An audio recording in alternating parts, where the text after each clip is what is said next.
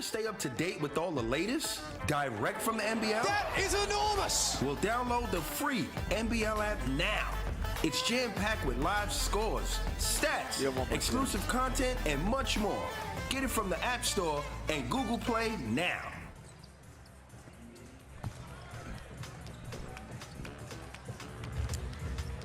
It is the final game of the NBL Blitz, and two of the biggest teams in the competition go head-to-head as the Sydney Kings, the two-time defending champions, play host to the Brisbane Bullets here at the Gold Coast Convention and Exhibition Centre. I'm Jack Heverin. That man right there is one of the best brains in Australian basketball, Liam Santamaria, and also dominating with the Next Stars program. Liam, good to have you and good to see you again. Thanks, Jack. Yeah, no, good to be back and excited for this one to finish off the Blitz. Two teams that haven't won yet here on the Gold Coast, but have a whole bunch of upside and I think are going to be really good teams this season. So fun to see them go head to head.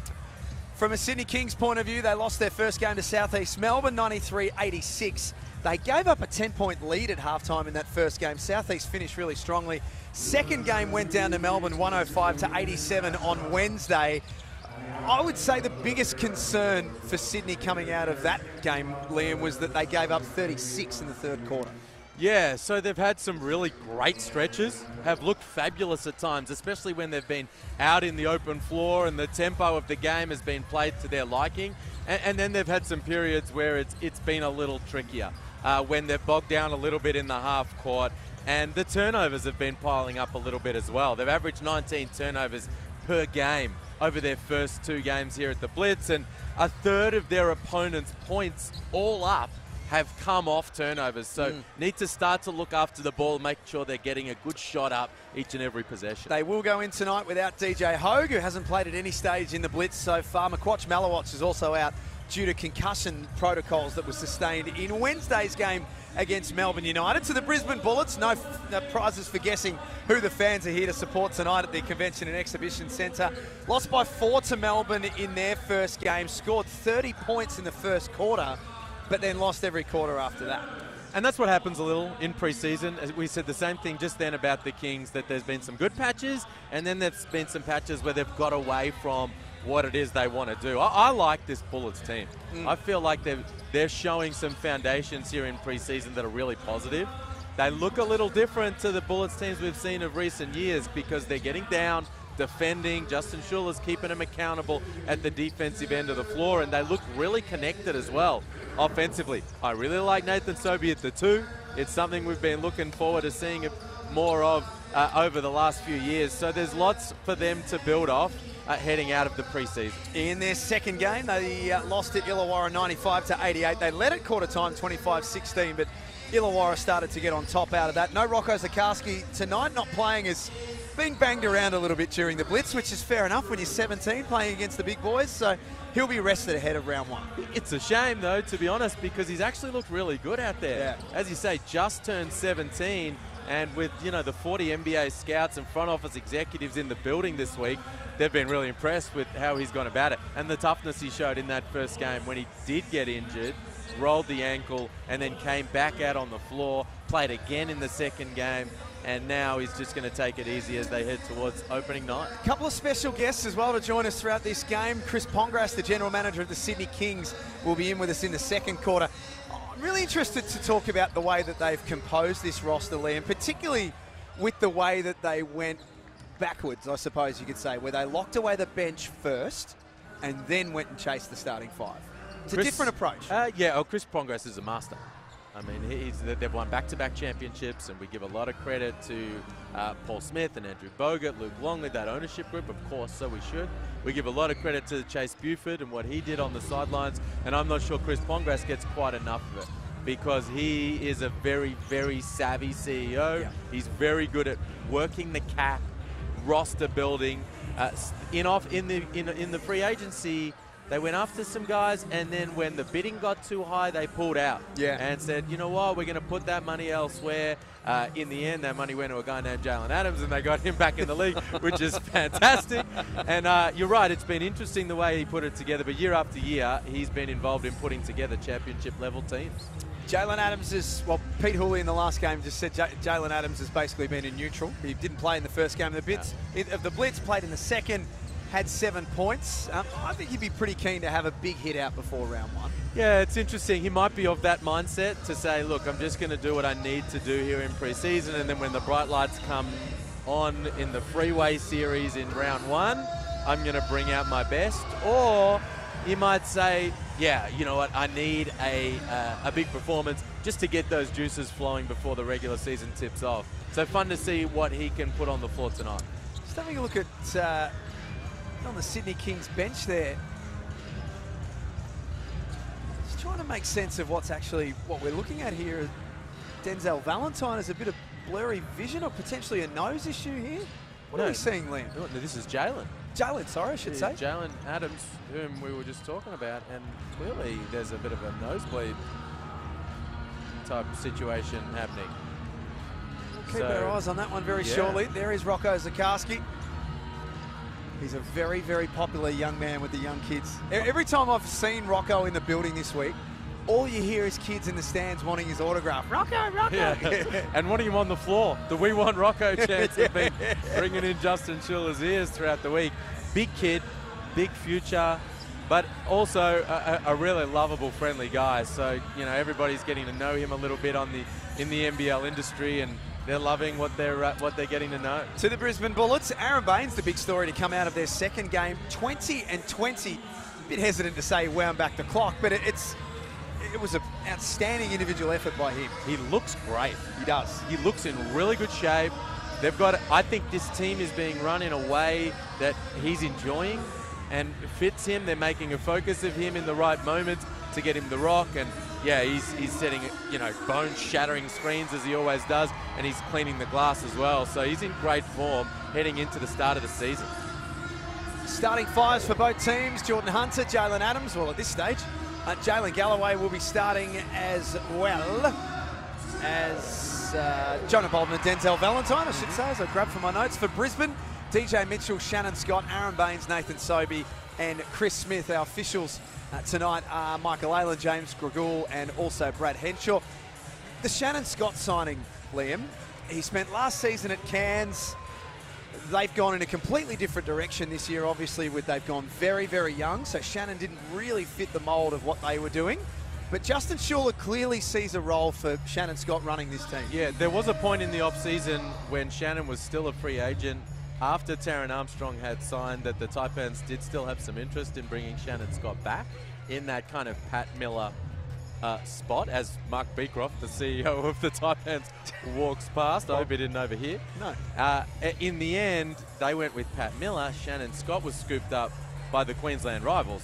Love it as a pickup by the Bullets. Yep. I mean, you're moving Nathan Sobey to the 2, so you need rock solid point guards to play alongside him. And in Shannon Scott and Mitch Norton, they've got the perfect guys. If anyone heard Shannon Scott in commentary earlier this week as well, I mean, he's lived a life in basketball. His father's a Naismith Hall of Famer, but he was very, very intelligent in the way that he spoke. Yeah, he's got a super high basketball IQ, great teammate. He's a coach's extension on the floor. He's a future head coach in his own right, and you know, in somewhere when he eventually hangs them up. There's no doubt about that. He's a basketball lifer. It's in his blood, and the Bullets, to be honest, and any NBL team last year, this year, and moving forward, will be lucky to have it. Late change to the Sydney starting lineup. We've just had confirmation that because of a nosebleed, Jalen Adams won't start, so Sean Bruce will come into the starting lineup tonight instead. Started in game 1. Sean Bruce had 9 points. Who do you like here, Liam? I think the Bullets. I feel like that they're a little bit further advanced in getting to establish who they are and their identity and how they want to go about it. The Kings, I like what they're doing, and I think they're going to be. They're a very high upside team, but just fully grasping and putting into practice what it is that Coach Abdel Fattah wants them to do on a play-by-play basis, I think is a little bit more of a work in progress at this point. Denzel Valentine, 17 and 11 in game 1. Followed that up with 11 and 7 in game 2. The Sydney Kings, the two-time defending NBL champions, disappeared down a YouTube rabbit hole earlier today, Liam. I was watching a bit of game 5 of the championship series just gone against New Zealand. Okay. You had some Angus Glover flashbacks? I did. Let's just see if we can get a jump ball right to start the game here. That might be a good start for us.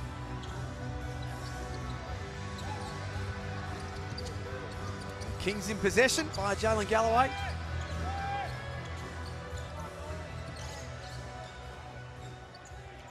Jordan Hunter starting tonight as well.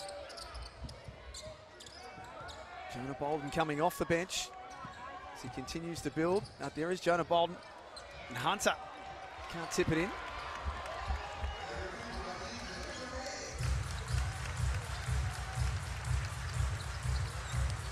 Shannon Scott's pass knocked down, and Bolden releases Valentine in the open floor. That layup doesn't go. Been a lot of calls for Nathan Sobey to be playing the 2 in the last few years. So far, you like what you're seeing there? Yeah, I love it. This is a role that suits him really, really well. You know, you think back to those Adelaide days, that 17 season when he was most improved player and yes, sir. All NBL second team, and he was playing alongside Jerome Randall. He's such a greyhound, running the lane, sprinting ahead. And it doesn't mean he can't advance it like he did on that last possession. So, you know, sometimes he'll be pushing the ball, sometimes it's in Shannon Scott's hands, and he's in a good spot to make the most. Valentine with the opening bucket of the night.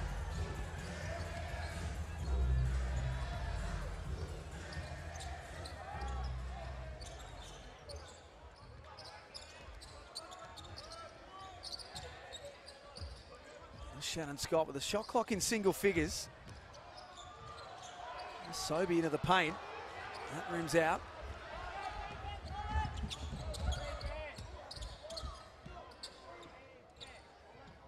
Bruce and Hunter, a little two-man game, and Hunter rolling to the basket. He's one of the very best in that situation. Beautiful action.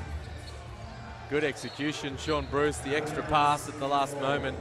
There's a couple of guys that have played together for a number of years, and beautiful connection, and Hunter finishes at the rim. Now, you've known Justin Schuller a very long time, and he's been one of the best junior coaches in Australia, and now he's getting his opportunity, which he absolutely thoroughly deserves because of hard work.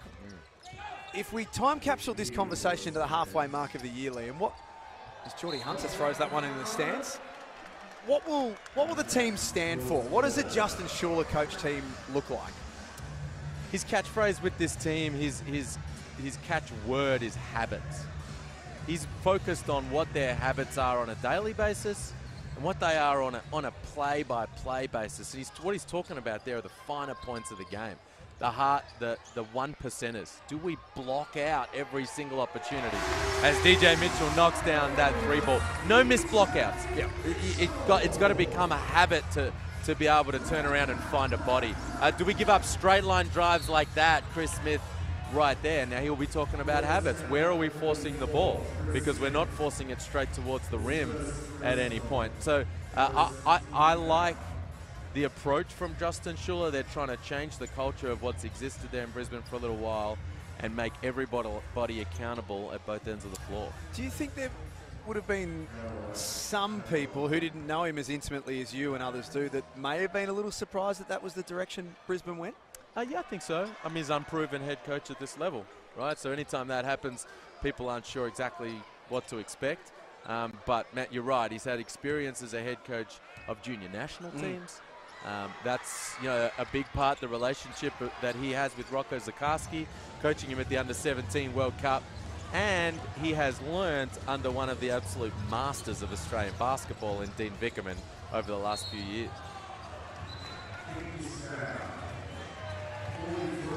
5-3 early on, Sydney leading.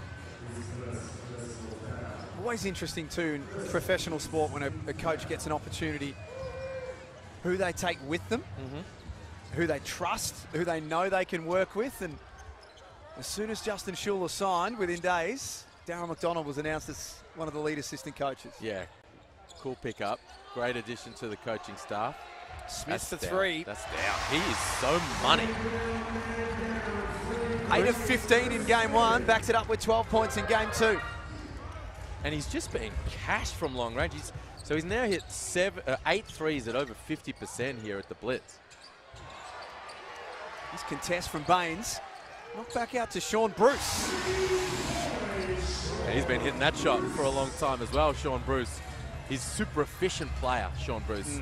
Very rarely plays major minutes for the Kings. He's starting tonight because of Adams and the blood nose. But when he's out there, he's highly efficient with the ball. Just having a look for Jalen Adams on the Sydney bench. Back to that in a moment. Mitchell can't bank at home.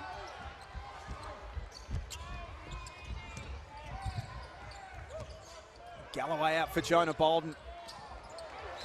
That's fresh air. Oh, hold on. Mitch Norton coming out. Something's come off somebody. What is that? It's been returned through the official to Toby Banfield, the head of high performance for the Kings. I'm not sure if it's a mouth guard. Actually, you know what it is? It's one of those GPSs. Yeah. Yeah.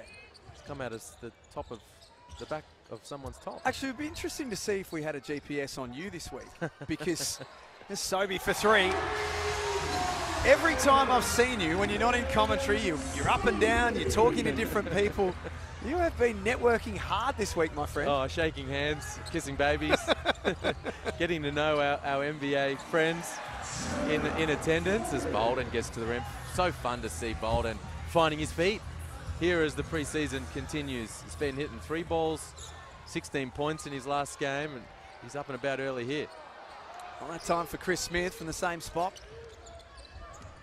We're going to be talking to a very, very important NBA official in the third quarter, Justin Zanuck, who's the general manager of the Utah Jazz. So we've got scouts in the building and we've got GMs in the building as well. Yeah, that's been one of the cool things about the level of interest in the draft prospects and the future NBA talent that is on display here in the NBL this season, is that there's a full gamut of talent evaluators that have made their way down here and will make their way down over the course of the season.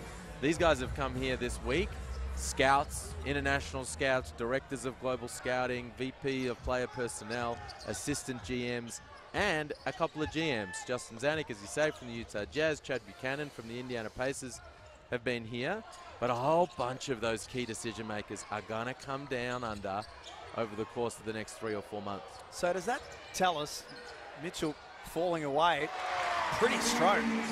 DJ Mitchell started well.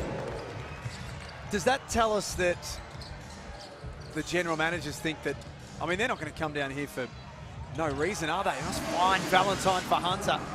Does that tell us about where the league's at, that GMs think it's worthy enough to come and see it for themselves? 100%. It's a combination of how much they respect the league, so the level of play that's on display, and the prospects. I mean, these are legit prospects that have been on the floor here this week, and that NBL fans have the opportunity to watch in NBL arenas all season long. Next stars, guys that are draft prospects that are not next stars, guys that maybe aren't draft prospects, but have genuine NBA opportunities, like a guy like Jalen Galloway, who's out here tonight. So there's a high respect for the level of play and the level of prospect that's out there on the floor. Kings lead by 1, 4.5 minutes to play in the first quarter. Liam Santamaria and Jack Everin in commentary for the final game of the NBL Blitz, which has been won by Melbourne United. Shannon Scott's going to have to get creative. That didn't hit the rim. Speaking of big announcements and big names and NBA, what about the Scottie Pippen announcement? He is going to be in the building next Thursday night for the season opener between Melbourne and Southeast Melbourne. Very cool. One of the absolute all-time greats. I mean, part of the Unstopper Bulls. Yeah. MJ's running mate, Luke's teammate, 6-time champion. So great to have him here helping to launch the season. Norton releases McDaniel, wraps it around underneath. And a bit of feeling in this game as well. What if I told you that Scottie Pippen and you and I and Gazy are going to sit together for a bit of commentary during the game? Yo. Oh, man, pleased to hear that. I'm not sure if I was allowed. I don't know if I was allowed to say that or not. That's happening? Yes, sir. Oh, happy days. Yes, sir. All right, I got some questions to ask. Get in the queue. I might have to take my Phoenix Suns cap off for that conversation. Yeah, don't tell him. Don't tell him. No, very cool next Thursday. That is cool. To have Scottie Pippen there. You know what it does too? It creates an awareness amongst general sporting fans in Australia that the NBL season is tipping off. You know, we all, the rusted on NBL fans, we all know. People watching along on tonight and checking out the action for the Blitz, everybody knows that the start of the season is just around the corner. But with the footy finals, the rugby finals, it's a great way to just make sure it grabs everybody's attention. They said, what's Scottie Pippen doing in Australia? Start of the NBL season, bam, I need to go get myself some tickets. Yes, sir. Next Thursday night, Melbourne and Southeast Melbourne. It's a sellout at John Cain Arena. Friday night, Brisbane play host to Adelaide, and I'm of the understanding that tickets are selling very fast for Nissan Arena for the opening game as well on the Friday night. So it should be. Yeah. Nissan Arena should be sold out every game this season. They got a very good team. They got an exciting, you know, former Olympian and NBA player who's finding his comfort level in the NBL in Aaron Baines. They've got a bronze medal winning former boomer in Nathan Sobey, and they've got a really fun young prospect in Rocco Zacusp. Norton denied. Gatorna got a piece of that, but Tyrell Harrison there to clean it up. Good to see him back out on the floor playing basketball. Only 16 games last year through injury. McDaniel again in transition scores, and the Bullets take the lead.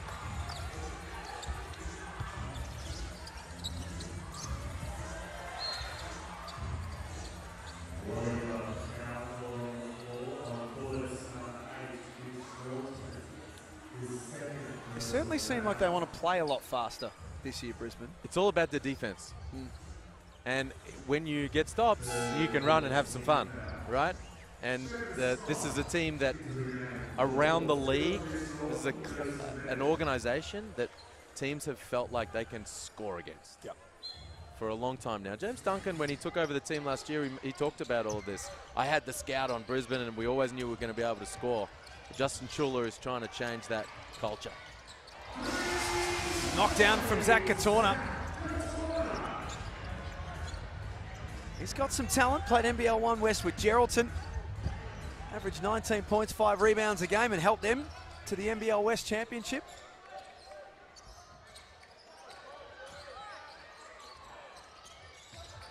Two and a half minutes remaining in this first term. Isaac White no good. Kawatnoy downhill. Shannon Scott's called for a block.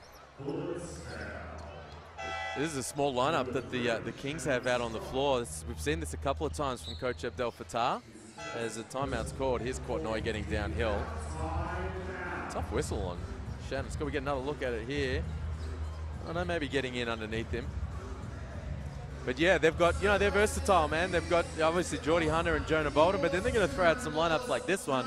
We got Courtney and Tui at the 4 and the 5, and they're going to scramble, try to play bigger than they are, and then push the tempo going the other way. If you have just joined us earlier tonight, Illawarra beat Cairns at 108-90. The Hawks were very good, it's got to be said. Their first game against Melbourne was a little clunky, and for those who have done pre-season predictions, they would have been thinking, oh, gee, I'm not so sure about Illawarra, but their 2 games since then have been far better. I actually really like Illawarra. Now, I like a lot of teams. You like everyone. Yeah, there's a lot of teams that I think have some really good upside coming into the start of the season, but the Hawks, we all know, did a very good job in free agency. Matt Campbell, Jacob Jackamus, Jared Novelli, the ownership group, they knew that they were a little shallow last year. So when they did encounter some injuries, and they encountered injuries in a really big way, they found it difficult to cover for them. Wow, man, haven't they put together a deep squad? You talk about this reserve unit for the Kings. Well, the Hawks feel like they go 3 or 4 deep in almost every position. So yeah, they want for nothing. Yeah, no. So when they do get a couple of guys go down, they're going to be able to be all right. And right now, everybody's getting run, and it's going to be interesting to see how Coach Jackamus manages those rotations moving forward. But yeah, man, a lot of really good talent on that squad. And you made the point with Illawarra when we did our Marketplace Roundtable episodes. You can check them all out on YouTube and on the NBL website. You spoke about the way Illawarra built the list, that they did it with different ways. They've done it. They've done it with the with the nominated players. They've done it with imports. They've done it with next stars. They've done it with locals. Yep. There's more than one way to cut the cake. Well, when you're a small market team, you have to find different ways. So the Taipans have said, well, we're going to do it by going young. That's how we're going to get around the fact that we can't compete on that open market from time and time again from a financial perspective. And the Hawks, well, they've found other different savvy ways. As Angus Glover goes to the stripe, they've used all the different levers that you can pull. They've got a next star. They've got a special restricted player in Huangjang Lee. They've got a couple of guys under the Indigenous player rule, and Bawali Bales and Dave O'Hickey. Yep. And also finding really exciting young talent coming back from college or coming up through the ranks. And Lockie Olbrich is a great example of that. They played a little money ball on Todd Blanchfield, who was a little undervalued this offseason. So really, really good job by that front office. Here's Baines up top.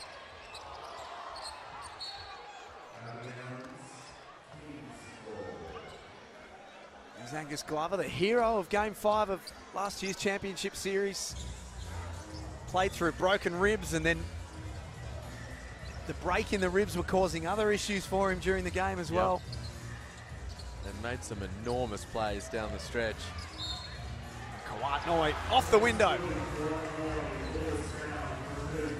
There's a potential runway for a big opportunity here for Kawatnoi to begin this season. We haven't seen any of DJ Ho at the Blitz this week. And the start of the season is right around the corner.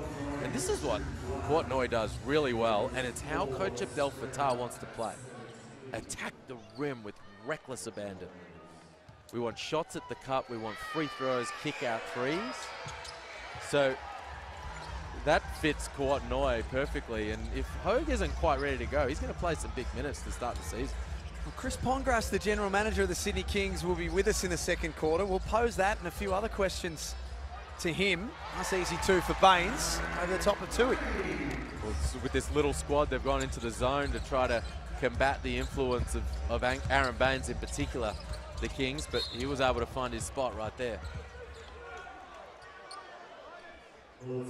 Geordie Hunter, the leading scorer in the game. He has 5 points. Sam McDaniel has 4 for Brisbane.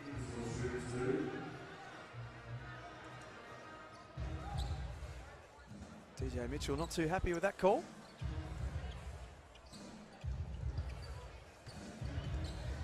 big crowd here tonight.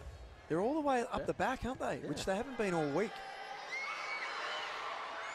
Obviously, the Bullet, the two Queensland teams in action on the final night. Cairns before going down. And you're right, a lot of love in the building for this Bullet squad. Going to be over 20,000 people that will have attended the Blitz over the last 7 days. Now, you've been around this league a long time, Liam, and you've been to plenty of NBL Blitz tournaments before. Have you seen any as big as this one? No. On all levels. Good job, Sam McDaniel. Jeez, he's playing well, McDaniel. His third bucket in just these last couple of minutes. Getting out in transition, and they're going to work off the bounce. It's the attendance from the people of the Gold Coast has been great. To get another look at that and one finish. Obviously, it's been... Oh, hold on. They've flipped this around. They've called it a foul on Aaron Baines. Clearing out. He's got a big smile on his face. Big banger. Do you think that was a sarcastic smile? There it is. Everyone can make their own judgment. It's right there on their screen. Oh, very sarcastic. Oh, yeah. It's official. But you know what else I've been impressed with, Jack, is the standard and level of play. I agree. Now, the NBA executives and scouts in the building, who we've spoken about ad nauseum, have a lot to do with that. But also, we're so close to the start of what's going to be a real high-level season. Everybody's putting their best foot forward. I must admit and I've said this a bit this week, I've been really surprised at how hard everyone has played. As Tui has that rattle out. Torner was fouled on the tip-in.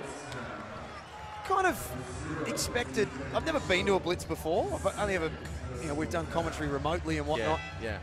Everyone sort of just cruised their way through and, different lineups and managed minutes and all that sort of stuff. From the very first game on the first day, about 10 minutes into about 10 minutes into the day, I went, gee, this is more than what I expected. Yeah. And that's been a trend all week. Yep, you're right. And I think how close we are to the start of the season probably has a lot to do with that. It's not about kind of just getting started or getting a sense of who we're going to be. It's about, listen, we play opening night in a week. Yeah. Some of them it's a matter of days from right now. It's less than a week. So we need to be firing all cylinders. It's only a 28-game season. Can't afford to get off to a slow start. So everybody getting into that kind of winning mentality right now. Kings will play Illawarra on Saturday night of round one in Illawarra. Brisbane will host Adelaide on the Friday night at Nissan Arena.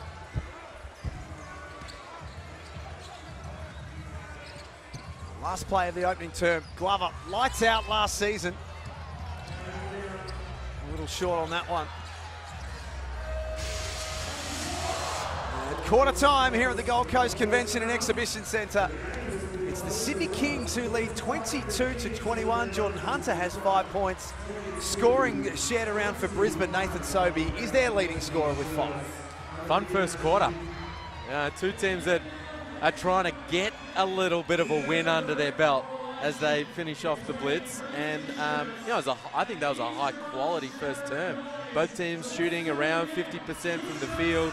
Both teams shooting pretty well from three-point territory. Not a heap of fouls or free throws. The Bullets got into a little bit of foul trouble there, which can happen against this Kings squad. Just 6 of 11 from the stripe from Sydney.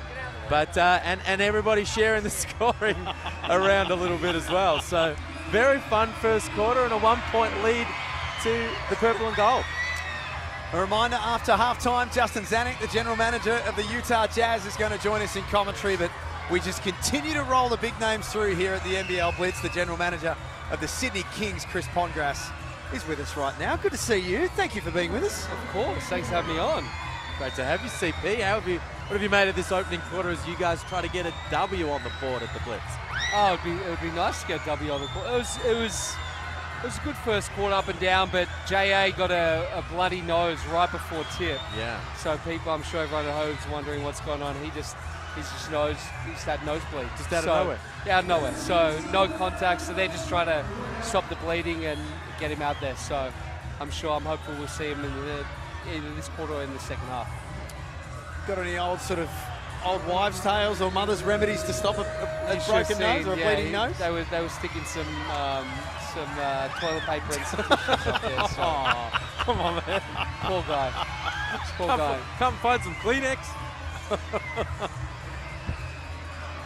We got a lot that we want to talk to you about, but the first thing I wanted to ask you, Chris, was about the expectation coming into this season. Because rosters change so heavily, and yours definitely has, does this current group in many ways even know about last season? Like a lot of your guys weren't there for that, so do they feel expectation, or is it a fresh start? I think it's a fresh start. A lot of them were here, which is nice, that we've still got 7 or so returning contracted or DPs from last year. A number of our coaching staff, obviously a new head coach and largely a new starting 5. So I think the expectation isn't there. We don't talk about three-peats. We don't talk about back-to-backs. All of that. That was last season. It was amazing. Don't get me wrong, but this is a fresh start. It's a fresh group, and we're just focusing on the season ahead. So we're largely trying to remove the pressure and expectation and talking about last season, but we also know that other teams are coming in and we're the team that they want to come beat. So I think it's going to be a challenge every game, home and away. Strong. Yeah. Oh, sorry. No, go ahead. No, I was going to say good strong take from Nathan Sobey. Gets himself to the free throw line. Chris, every off season is different. Every free agency period is different. Things start happening and dominoes fall and the like. What feel did you get from this last free agency period as you were team building and you were working with your ownership group in that process? What did you see sort of happening around the league with some of the free agency signings, and how did you kind of pivot as a result? It's an interesting question because it's a puzzle every year, and it's a different one, as you said. So we were looking, staring down the barrel of knowing Zave's gone. Our imports early, we knew we're going to go play and make a lot of money overseas, and that's great. And then we were kind of waiting on the DJ Vasiljevic situation. So we kind of came into free agency knowing that that's a likelihood, and so we just acted as if he wasn't going to be coming back and he was going to play in Europe or going to play in the NBA. And I think that was important so we could just kind of reset and really go after the plays we wanted to. And we knew plays early. It's a nice hit. It's nice to see him rolling too. Last game saw a couple of threes go through there. But no, for us it was finding the plays that we want to get locked in early. So obviously re-signing Angus Glover and Jalen Galloway before the season ended on multi-year extensions. And then really going after one piece at a time. And so DJ Hogue was an obvious one for us that our coaching staff and everyone from last season saw how successful he was. So he's a primary target for us. And then from there it just builds and develops. Jonah Bolden emerged, Alex Tui, and then you start to see J.A. and Denzel and all of them just kind of piece together. So for us, it was just kind of taking one day at a time and one domino to fall. I'm not gonna lie, it's been a very long off season. I'm excited for next year when Mahmoud's around. We can have a good lead into free agency where I'm not spending all of our time on a coaching search. So I think I'm looking forward to March and April of next year. Hopefully hosting another trophy, but not getting ahead of ourselves. So the names that you mentioned there that you knew were going. So Xavier Cooks, Tim Suarez, Derek Walton Jr. and DJ Vasiljevic. And Justin Simon. So that's 5 of your very best. Yes. When you first sit down and you get your head around that, is that daunting? Very. Without a coach really at the time. So, and that was, I think, a challenge through some of the free agent discussions we had is which coach are they going to come play for? So, something that we just had to work around, and I think we missed maybe on some guys as a result. Great take from JG right there. Let me ask you about JG. Please. You've got two young, really fun NBA prospects on this squad. you know, you got the imports who have that capability to get back there as well.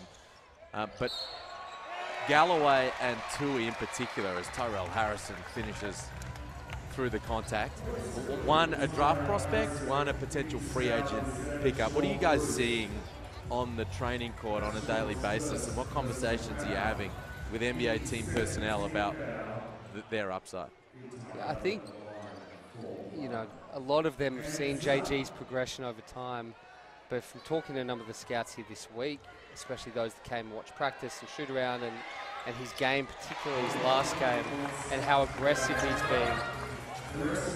You know, he's got a real opportunity to be an NBA player. And I think there's a lot of things, right, that's just, you don't want to throw that word around because there's 450 NBA players in the world, right? And so to be one of the top 500 in the world is a difficult thing to do, but his strength and his size, I mean, people forget because he's been with the Kings coming into his 5th year. He's 20 years old, it's right? Like frightening, he isn't had it? so many years as a DP and growing up, and so, you know, out of the center of excellence, he'll be 21 at the end of this year, and he's got such a long future ahead of him, and you can start to see his body develop and his size. But even this year, one of the things that he wanted to do is he wants to be an elite defender. And I think that's the way to get him to the next level, is for him to be one of the best defenders on the floor, because he's a great shooter and he's a phenomenal athlete. But that just doesn't get by unless you're elite at something. If he can be an elite defender, I think that separates him and probably gets him, you know, a better look. Multiple efforts there from Galloway. Must have known that we were talking about him. Did that right on cue. Just on DJ Hogue, Chris, we haven't seen him as yet. How's he tracking? Is there a timeline on his return as yet? Yeah, we're working through that. It's still, you know, just working through some of the soreness. He had a niggle in his shoulder during the scrimmage we had against New Zealand. So we're just taking it slow, waiting until we get back and our docs can see him again. But you know, we didn't want to risk anything by bringing him out here and playing him in games. So I think we'll know some more back in next week leading to the Hawks game. And Chris Smith with a big rebound. Pushes the ball up the other end, and Sean Bruce came in and snatched it straight off him. I didn't get to touch on this guy who just... We talk about our two young guys and a beautiful pass there from Alex Tui as JG runs the floor. And touching on Alex, because I didn't get to really talk about his upside. He's someone who obviously has been on radars for scouts and on mock drafts, you know, from 2 years ago. And I think he will slowly climb, and just his ability to see the floor for someone he's just turned 19. We saw him and had him come work out with us, you know, I think it was in November or December of last year. And Chase walked up to me after the shoot around and he said, I need that guy on our team next year. We need him. Yeah. And so we put on, you know, and working with you, Liam, is trying to get him in the league. And it's all about timing, and timing worked perfectly. You know, his decision to leave and not go to Gonzaga. We had signed Mahmoud and announced Mahmoud 2 days earlier. And we talked about who am I going to be coached by. Him being able to meet and understand how Mahmoud saw his game, it was really, you know, perfect timing. And so I think he's going to continue to grow throughout the year, and he's got a great opportunity and role in front of him. And so for us, I think it's just slowly developing his game. And whether it's with this 12 months or 24 months, I think this kid's an NBA player. I think people will find it interesting to hear a bit of the process with Alex.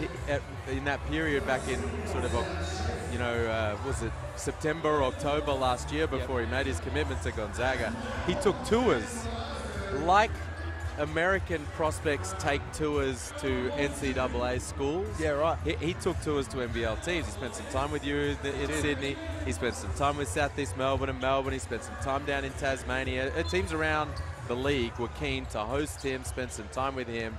Obviously, just such an exciting prospect coming out of the center of excellence. And speaking with one of the NBA scouts over the course of this week, said we were a bit upset that you made Alex Tui a next star. I said, what's the problem? And he said, you put him on the radar. Nice finish from Nathan Sobey.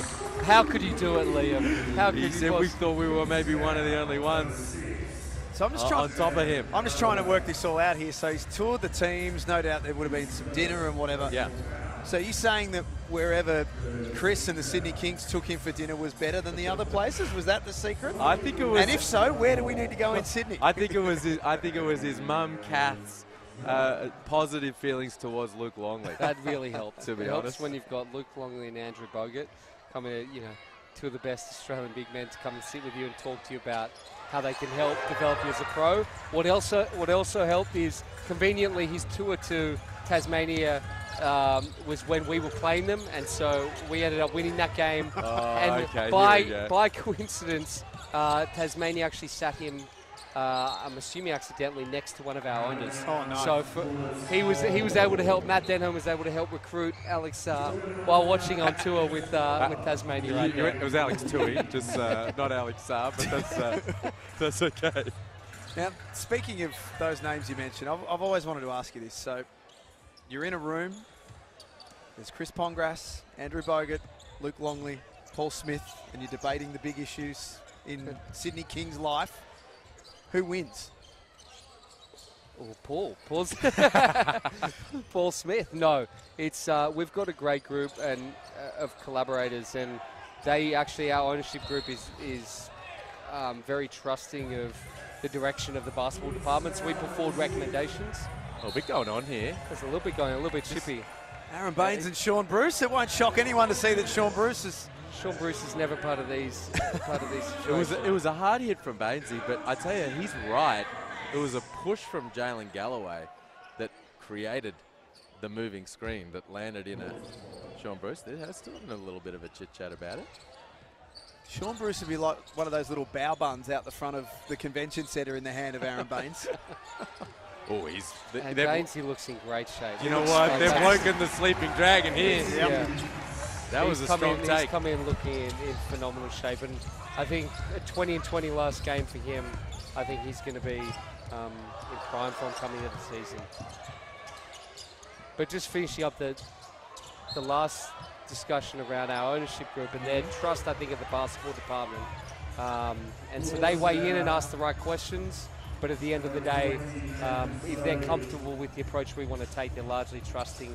And having Luke and Andrew obviously weigh in as part of that, and Mahmood and myself to put a position to the ownership group to sign off on it, it's helpful having those voices in the room. That voice you can hear is Chris Pongrass, the CEO of the Sydney Kings, joining us in commentary. Liam Santamaria and Jack Everett. It's 34-33. The Bullets leading by 1. You talk about how well Aaron Baines is looking. How cool is it to see Bainesy and Delhi come out here, the two Boomer greats who didn't make that World Cup team, come out here looking spectacular and having big games at the Blitz? Yeah, honestly, I think they for themselves probably have something to prove. Mm-hmm. I think both of them probably felt that they deserved to be, and I'm sure they both wanted to be on that squad. Nice knockdown from Matty Johns, the other Matty Johns. And Delhi, again, I talked about how great Bainesy looks, but Delhi looks in the best shape that I've seen him. Yeah. And for him to shoot the ball like he's shooting it and defend like he's been defending, he's tough. As Geordie Hunter comes in there, makes a nice move. He talked about Coach Mahmood Abdel Fattah. How's it going, do you feel, as you head towards opening night? The squad getting a sense of how he wants to play and then transitioning that to be able to actually execute it out there on the floor? I think it's going to take some time. He's been around our locals for 7 weeks, and our imports for just over a month. And so I think for them to get used to a new system, they're all very comfortable in chasing system. So learning new sets and new schemes, I think is going to take time. So I think it's everyone being patient and understanding that they'll slowly develop that over time and a rhythm over time, where you're starting to see it already just from game 1 to game 3, the Blitz.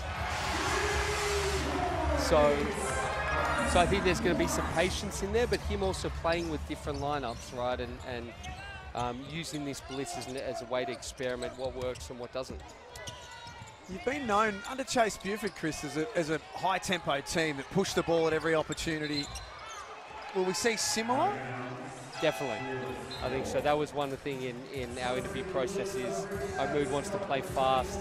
And coming from that Houston system, it's up and down the floor, but that doesn't mean he's going to take it lightly defensively too. So I know his big focus is stopping the ball and forcing the other team into poor shots or shots that we want them to take, but then getting out and running it. So I think it's going to be a lot of threes and a lot of transition plays. Terrell Harrison with his back to the basket. Bodies his way in on Hunter, can't score. We've seen a fair bit of this from the Kings as well over the first few preseason games. Is a little bit of zone. Obviously, coming into the season, you want to try to have a look at all the different schemes that you can put in place defensively, and it's cool to see Mahmoud mixing that in. A little bit of zone, a few passes, they start to match up and close out the possession. Yeah, again, I think that's just him testing out different things. Again, this is a new league for him, coming from the G League, coming from the NBA. I think he's just he's getting a feel of the NBL and, again, what works and what doesn't. And I think it's, again, going to be matchup related. So, again, when you look at some of the plays that are coming up, and I'm almost excited that as much as I want to see him, and I'm sure you want to see him, but the fact that Rocco's not playing, I'm glad that they don't have another 7-footer playing against us. Two's enough? Yeah, 2's enough. Exactly. Yeah, 3, I don't know about that. Valentine out for Glover. There's Kawant on the offensive glass. City another look at it.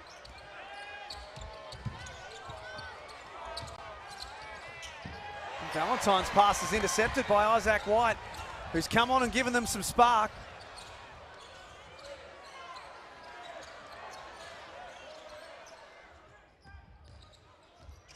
Shot clock down to 10 for Sam McDaniel. In the lane, nice little floater. That was a nice move. Timeout Sydney, 6-point lead now to Brisbane. This is a fun game, two high-quality teams going at it. CP, how have you enjoyed the week off the floor? Gold Coast has been a fun location. The NBA scouts have told me, let's bring the Blitz back here on a regular basis. They've had a very nice time. Obviously, the theme parks aren't very far away. And the other unique element of what's been taking place is every NBL team staying at the same place. So at the resort, you get to bump into players from different teams, other coaches, other front office executives, hang out in the lobby, have some conversations. How have you found all of that? I think it's been a fantastic week. I think the NBL's done a great job at putting this week on. It feels like Summer League. You've done Summer League, and having everyone stay in the same location, it's great. It's great to see in some of the colleagues and people you haven't seen in some time.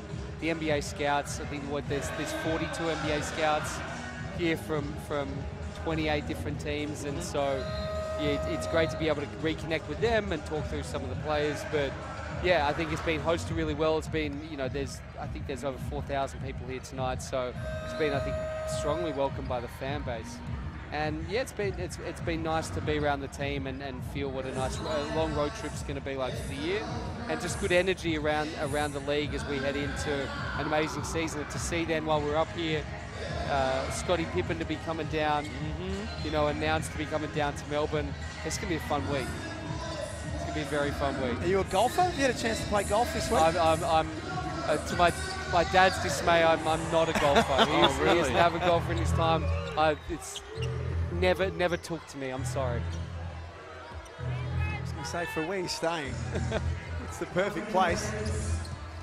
Glover this time feet set. Hasn't been able to get himself going from deep so far. It's nice to see him keep shooting the ball. He's going to get in rhythm, and he had an unbelievable off-season shooting the ball in NBL 1 this year. DJ Mitchell with his second 3 of the night. I think we're getting some good looks. It's just to wait to see them drop. 9-point lead of the Bullets. This is what Alex Tui does so well. His attack on the rim. You talk about how Coach Abdel Fattah wants to play. He wants to put a lot of heat on the rim and wants guys to put it on the deck and attack, and it's something that Tui is very comfortable doing. Meanwhile, is this the longest random nosebleed in human history? What's going on with Jalen Adams at this point? I can't see him back there. He's on the exercise bike now. So that means he's getting warm. Okay. You ever had a nosebleed before, Liam? People will enjoy this. I got a random nosebleed starting a one-on-one interview with Chet Holmgren. What? At the Summer League. Yeah, it was like a media scrum, but the other media members had forgot to turn up for whatever reason. So it became an exclusive. It was Chet and I just started bleeding as I looked way up there and tried to pose a couple of questions. Not my finest hour, let me tell you that. So a minute 14 before halftime. There is Jalen Adams, the MVP from 2 seasons ago. I wanted to ask you about him. Well, you obviously would be so fond of Jalen, and although he didn't get to play a massive part in that championship series against Tasmania, he got you there. Of course. Were there constant conversations? Had you stayed in touch, and was he the first person you called? We stayed in regular contact, yes. Throughout, before leading into last season, leading to this season, throughout the season, I know he continued to watch our championship run last year, and you always like to bring good people back, and he was beloved by fans, but the MVP of the league, and it was frustrating for him, I know, just not playing a role or being on the court in that grand final series. So look, I feel like he has some unfinished business. Yep. I mentioned this a couple of weeks ago, and for him it's going to be staying healthy and starting the season strong. We started 3-6 that year, and then we turned it into a nice 13-game win streak. So for us this year, it's about starting strong and getting him moving. So I would have loved to see him start the game tonight, but I'm hopeful he's going to come out in that third quarter.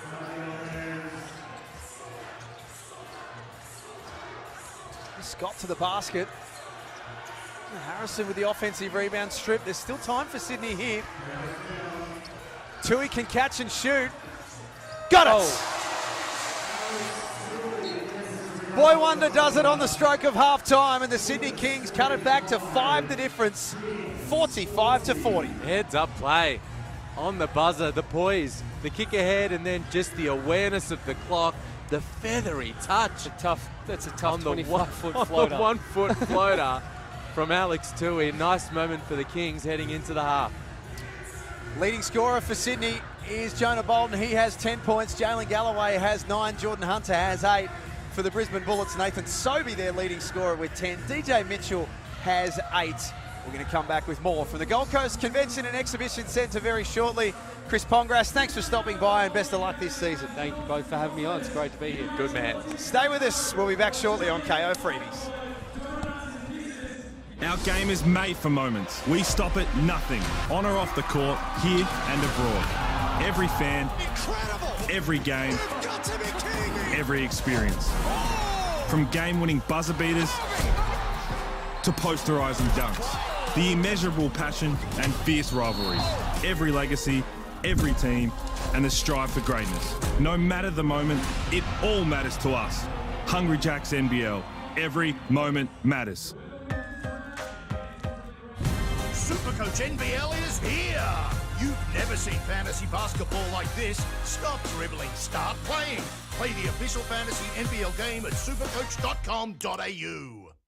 Don't miss a moment of NBL action. On the court, away from the court, exclusive access, player interviews, free agency moves, next stars, and much more. The NBL's YouTube channel is your one-stop shop for all things NBL 24. And don't forget to hit that subscribe button to find out all the latest news as it happens. Search NBL on YouTube to get watching.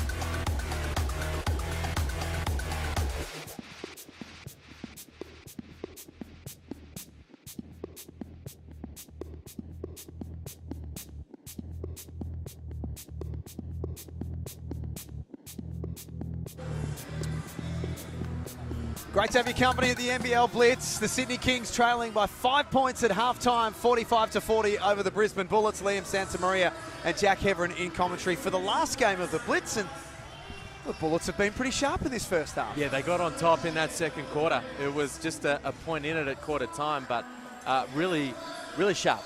Second quarter there for the Bullets. Anytime you can keep a team in the NBL under 20 points for the term, you want to try to do that as many times as you can throughout the game. So they kept Sydney to just 18. Nice first half from Jonah Bolden. Kings fans will enjoy his first 10 first half points. Of course, Chris Smith has been impressive so far in the Blitz, but yeah, good job there. You see the leading scorers, Sobey and Bolden, each in double figures. But the Bullets were able to get on top in that third term. They're shooting 47% from long range. The 7 made triples at nearly 50%, while the shooting started to die away a little bit for the Kings.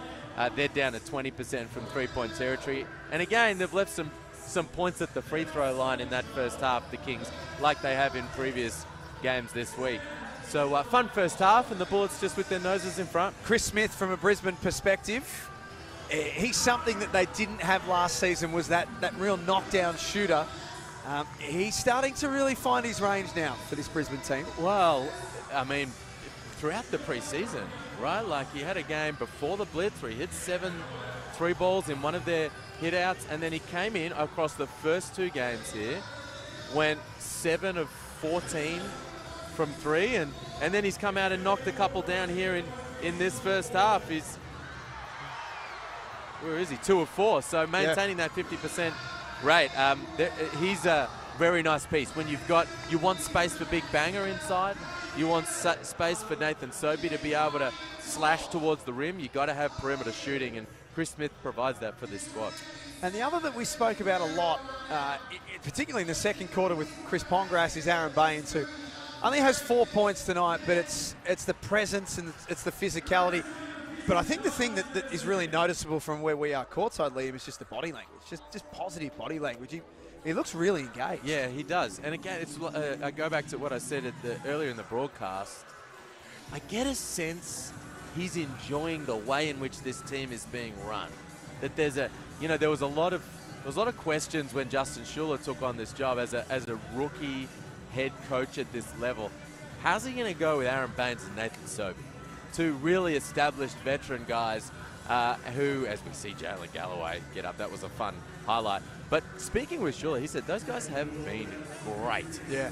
And I said to him, well, I imagine a lot of that has been A, they are great, but B, a respect for what you and Greg Vanderjack and Darren McDonald are getting done with this group. So, yeah, they all seem to be nicely on the same page, and it sets Baines and Sobey up for a really good season ahead. And it sets us up for a really good second half. It's Brisbane who lead 45-40. Second half not too far away on KO Freebies. LaMelo Ball, Josh Giddey, Usman Jeng. The NBL's Next Stars program has become an elite pathway to the NBA. But who's got next in NBL 24? Hook Porty, Flowers, Johnson, Clintman, Rubstavicius, Saar, Tui, Zakowski. Who will shine brightest? Find out more at nbl.com.au/nextstars. You like good weather, good food, good vibes. It's everything all in one. First shot gotta go in. Camera doesn't know where the ball went. Would they say I'm a good golfer? I'd say I'm better than the average person, but I'm not a good golfer.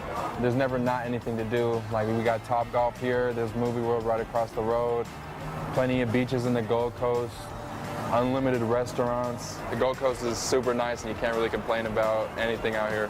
And there's a heat check right here. Bow! There it goes, right there, side by side.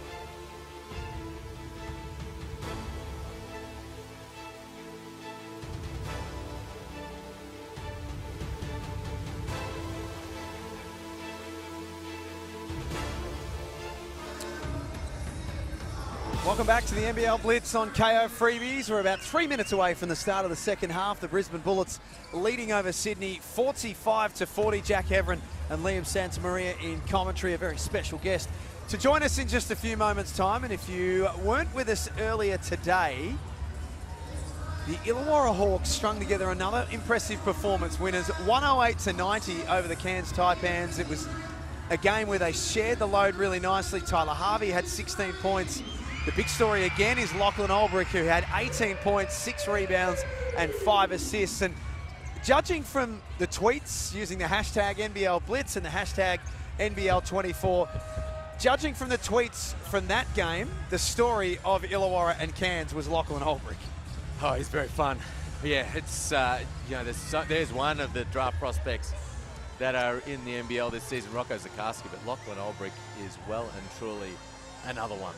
1 year at UC Riverside, outstanding product out of South Australia. Was, of course, a DP with Adelaide some years ago. The 36ers fans will be finding it a little difficult watching him come back into the league and do what he's doing. But at 19, with that kind of body, and yeah, his motor is always running hot, very skillful. The other night, he stepped out and knocked down a 3-ball in his part of his 20-point production, and that is something that could potentially take him to a whole nother level. So yeah, there's been plenty of interest.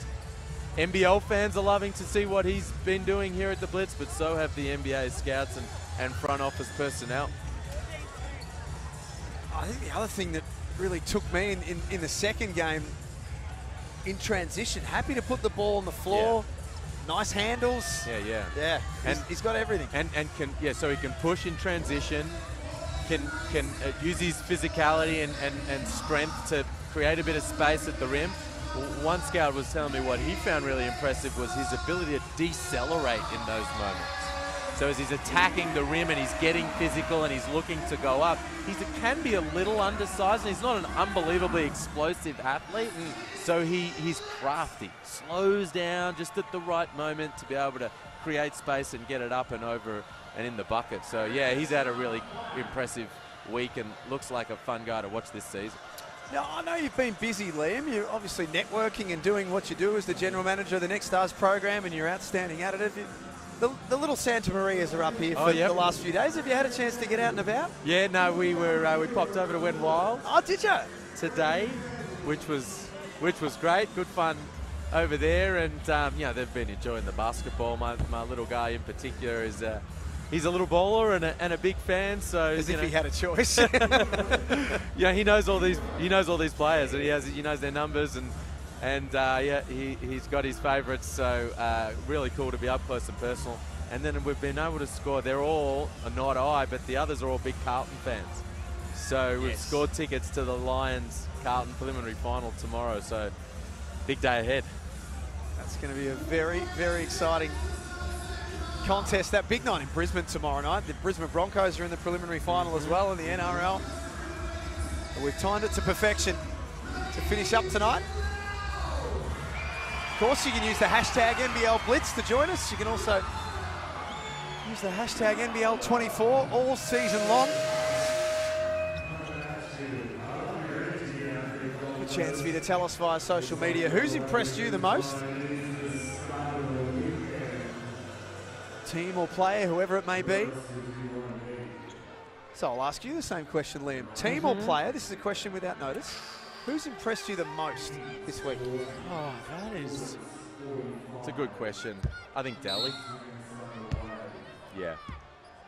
Yeah, there's the narrative around him coming in with a point to prove. Yeah. But what we saw very much matched that story, which is really, really cool.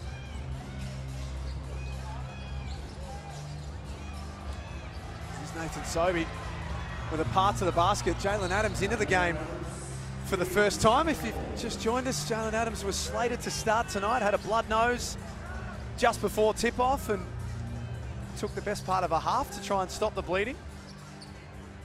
So it's probably not ideal from a conditioning point of view. I'm sure Jalen would have been keen to play a full game tonight. No, it's not exactly what they had in mind. They're rolling with the punches. Here he is, the league's MVP from 2 seasons ago. Valentine behind the back with 4 on the clock. That's another thing the Kings want to see over the course of this week and the start of the season is Denzel Valentine really find his feet. High-level player. Had some injuries, a bit of rust as Baines cleans up the mess around the bucket, pushes it back out to the 5-point margin. Jalen Adams, man, I can't even finish my sentence and he's scoring down the other end of the floor. For those who missed our chat with Chris Pongras, Jalen Adams went overseas last year and played in China and then Serbia, found a couple of situations that weren't really suitable for him. So I've no doubt that he'll have a point to prove because he left a great situation to go somewhere else, which is his right, but he left a team that won another championship and he had a year that wasn't a great one for him. And coming back into this league, he'll come back brimming with confidence. Regardless of how those seasons went and what those situations were, he'll know the Sydney fans love me. I love them. We won a championship together. I was MVP of this league. I'm going to come in and get back to balling out and doing my thing. Judging from the first 90 seconds, the fact that he didn't play the first half, he looks like in full attack mode for this second half to try and get his. Yeah, it's so great to have him back in the league.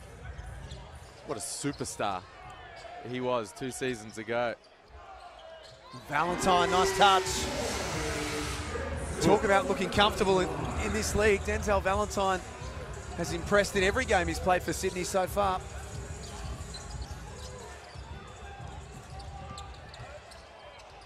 Helped in by Harrison.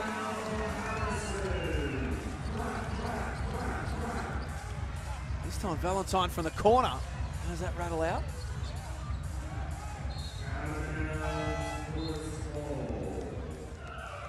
Yeah, if Denzel Valentine can, find his mojo in this league, because the pedigree is outstanding. Oh yeah. National College Player of the Year at Michigan State, a lottery pick not all that long ago, just quietly. And then if DJ Ho could get right, man, this import trio in Sydney could be something really, really special.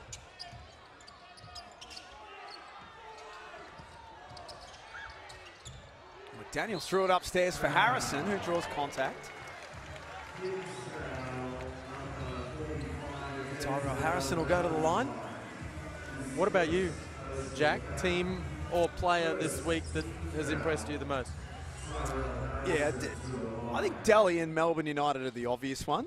Now there'll be a few. Well, they're talking about Melbourne United again. They were very good. They were playing seriously good basketball. As Cal Bruton Speaking and of seriously, Wayne McDaniel walk past. What about that for a combination?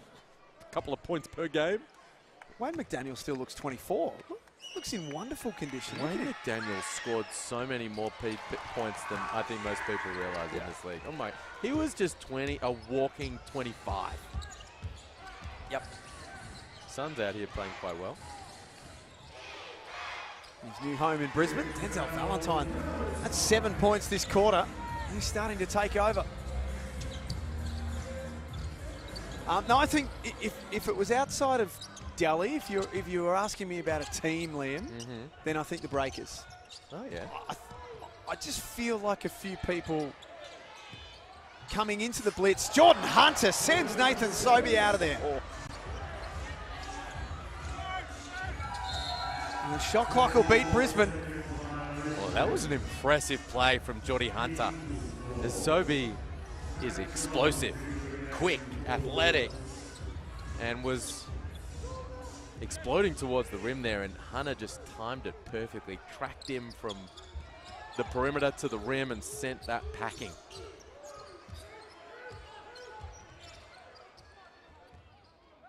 Bullets lead it by 2. They're led by 5 at halftime. Not that time for Jordy Hunter, who has 8 points. Jonah Bolden, Sydney's leading scorer, with 10.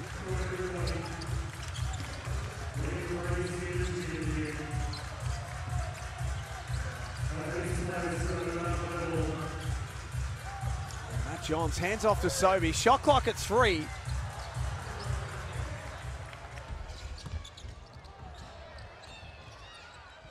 Galloway, Adams, Valentine, Bolden, Hunter on the floor for Sydney. Sobey, Scott, Johns, McDaniel, and Harrison for the Bullets.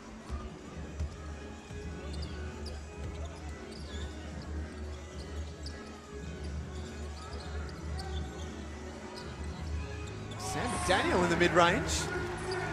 He's now up to 8 points. Yeah, it's his shot. He loves the mid-range pull-up, Sam McDaniel, and yeah, he's having a good game at both ends of the floor as Sobey draws the offensive foul. I also like the look of Nathan Sobey coming into this season. Talking about guys that, you know, are in good shape, looking good, look set to have a big year. You know, we know that the injury issues he's had over a period of time, it's been a bit of an interrupted last season or so, but in this altered role in this group, I think he's going to have a really nice season. Here he is from the corner. That's why you pay the big dollars, Liam. Do you think part of it too with Nathan Sobey is that this is a better team than he's been in the last couple of years, so he doesn't have to do all the scoring himself? Can he relax a little bit now? It's a good question. So as Jalen Adams comes up short and the Bullets take it away, I actually feel like he's thinking, I'm going to do more scoring this year. Okay. He's in the 2 spot. He doesn't have the responsibility of making sure they're getting through their stuff as McDaniel continues to wheel and deal, and Coach Abdel Fattah has seen enough. The Bullets have made their move in this third quarter. They lead 58-49. And their first half form has continued into this third term. Yeah, playing well. Getting stops, getting out with some rhythm and run, and knocking down shots, getting to the rim. So nice little play here from the Bullets. As part of the 2023 Hungry Jacks NBL Blitz on the Gold Coast, one player will receive the Ray Borner Award, the player that has been judged the MVP of the NBL Blitz, and it is befitting that Ray Borner, who joins me now, will announce the winner. So the winner is from Southeast Melbourne. I was going to say Magic, but it's Phoenix, is Tyler Cook. And Ray, before I let you go, what have you loved about the NBL Blitz? Just the atmosphere from the crowd has been great over the past 6 days. Also, you know, being up here has been terrific, and it's been a great spectacle, great athleticism from all the players, so it's been really good. Ladies and gentlemen, Ray Borner. NBL legend Ray Borner, and the winner of the Blitz MVP is Tyler Cook from the Southeast Melbourne Phoenix, who wasn't even on the roster 3 weeks ago. Yeah, no, he's had a great week, and a really savvy pickup from Southeast Melbourne to short-term replacement for Alan Williams. He's here for a good time, not a long time, and had a really good week here at the Blitz. Well, joining us in commentary is the general manager of the Utah Jazz and a very powerful, very important man here at the NBL Blitz, Justin Zanuck. Stop, guys. Justin, thanks for stopping by. We appreciate it. My pleasure. Really appreciate you guys having me, and it's been a great week. Sean Bruce with a reverse layup. How have you found the Gold Coast? This has been great. This is my first time in the Gold Coast. Been to Australia a few times for various scouting trips over the last 25 years, but the NBL's put on a great event. It's perfect timing for me and all my fellow brethren colleagues in the NBA. Our camps start in about 9-10 days, so chance to get over here and see every team in one place multiple times as these guys prepare for their season, and love the level of competition, love how hard every team plays. Probably the competition and having, you know, something to win helps that, but they're all in preparation. You get to see a bunch of different guys and what kind of shape they're in, and it gives us a good baseline for the rest of the season, for us to check in on them. Justin, we love having you and all the other guests from the NBA with us this week, so thanks heaps for coming along. You mentioned a little bit about it there. Well, what have you made of the style of play, the level of play, what you've seen out there on the hardwood over the course of the last 4 or 5 days? Yeah, what I really enjoy, you know, whether I'm watching from the States or live with NBL basketball, is the pace of the game, the physicality, but mainly how they all play together. This is not an isolation league. With FIBA rules, there's many, fewer possessions, and, kind of feels more of a smaller court with less space, so you have to pass and cut and move and share the ball and communicate to be able to, get some good offensive possessions. So maybe early in the preseason you may see a few more turnovers than maybe in the middle of the season, but it's not for a lack of effort. Most coaches are okay with turnovers when you're trying to make a play rather than being sloppy, and these guys are all trying to get to know each other and get a feel of how to play together, and coaches are playing lots of different rotations and combinations so that they know what to do when they get ready for the regular season. And of course, what brings you and the other NBA scouts and front office executives here as we count down the shot clock, the Bullets turn it over, really are the young guys. The draft eligible guys, the next stars and the other draft prospects. Considering what you were just talking about there, the style of play, what type of league it is, what feels like less space out on the floor and the like, what type of a development opportunity do you think that provides these young guys that are looking to advance their game towards becoming drafted players over the next couple of years?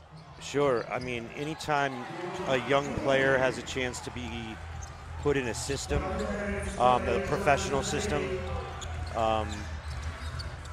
playing against players that are much older with a lot more experience, learning how to deal with physicality, FIBA rules and international game.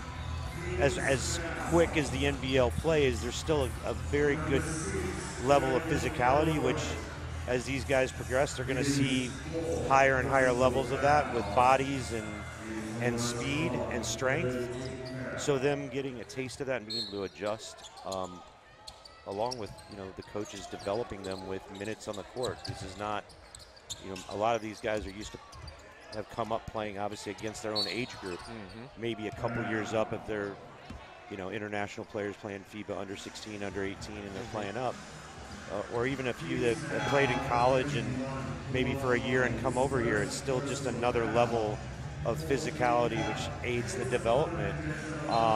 Being coached in a different way with a new system, and then many of them are not Australian as well, so they're coming here and adjusting to a different lifestyle, which is what they're going to, if they progress, whether in highest levels of EuroLeague or in the NBA, they're going to have to adapt very quickly to a new system, a new city, a new culture, and every one of those points you can check off by being part of the Next Stars program, being a young player in the NBL. That voice you can hear is Justin Zanuck. He's the general manager of the Utah Jazz, joining us here on the NBL Blitz. Liam Santamaria and Jack Heverin. It's 60-54, a little under 3 minutes before three-quarter time, our final game of the NBL Blitz. We're talking the Next Stars program at the moment. How much from a GM perspective, Justin, has it been a game changer to have a genuine pathway? Nice finish from DJ Mitchell outside of the traditional NCAA pathway. So it's funny, we have before the Next Stars program got off the ground, and there's been a couple other development programs in the world that have started. We always had a saying, if you played somewhere and you were good enough, the NBA was going to find you. I really appreciate the NBL making it a lot easier for us. The program's really grown, and to have, multiple players that are here to evaluate. And it's, again, the young players are really important for us because that's the lifeblood of our league and how we, start our team building with the draft. But it's also really good with the level of players here.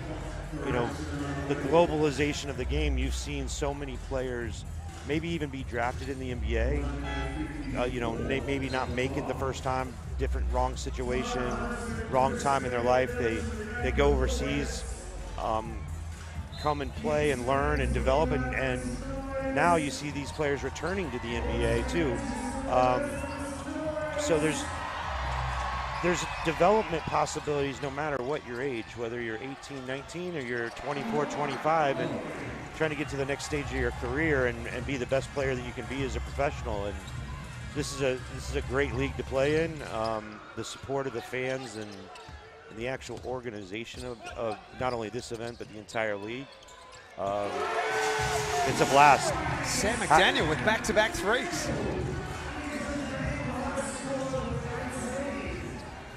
So can we put you in for next season if we're back here for the NBL Blitz on the Gold Coast? Absolutely.